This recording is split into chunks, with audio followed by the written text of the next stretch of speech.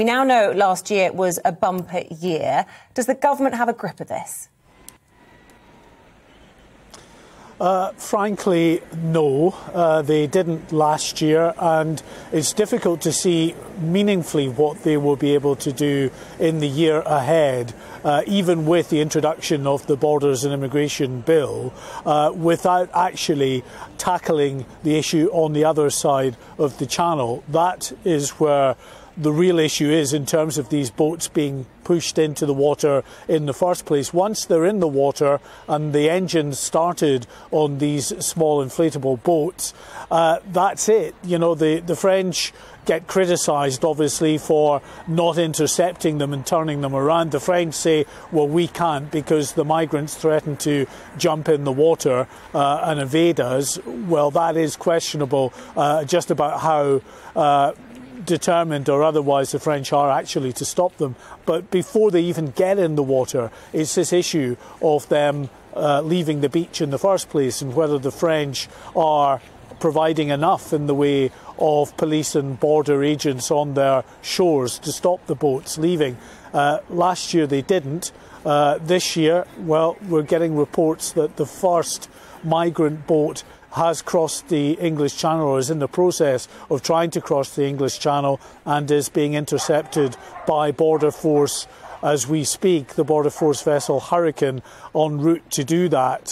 So this is just 4 days into the new year. We've had very bad weather conditions for the past week or so in the Channel. It's not great out there at all today, but it has subsided to the point where the boats could just about get offshore. A couple tried last night to get off. They didn't make it into the water because of the height of the waves. Others overnight, we understand, have made it into the water, and at least one is now at that halfway point crossing into UK waters and being intercepted as we speak. But Mark, why the surge in migrant crossings? I mean, we're talking about, they've trebled, and we're talking about nearly 30,000 people in the last year reaching the UK illegally. Now, you've mentioned maybe the French are not doing enough. You've mentioned that these gangs exist in terms of ferrying them across or having that business, as it were, existing. Is there anything else you can add to that, or are those basically the reasons? Well, I think there's no doubt, Eamon, that conditions in countries such as Syria and Afghanistan push quite a few genuine refugees out of those countries fleeing persecution and potential death.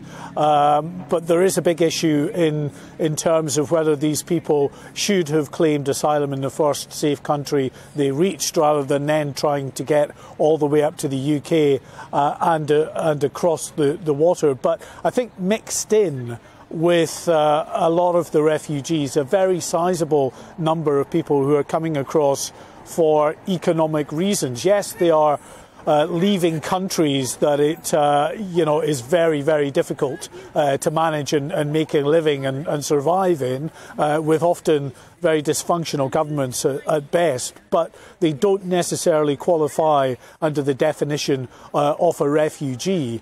So they're in there, they're in the mix, and they're coming through. But it is this business model that is working, I'm afraid, at the end of the day, which is the draw, because the people traffickers are able to say, look, we got 8,000 odd people in 2020, we more than trebled that in 2021. As long as you get into the water, then you are pretty much guaranteed that you are going to be picked up by the UK Border Force or the RNLI and returned to the UK, where you enter the asylum system. And once in the asylum system, it is very difficult for the UK authorities to return those who they say don't even qualify for refugee status, because quite a lot of those people who come across throw away their documents. They're told to do that by the criminal gangs.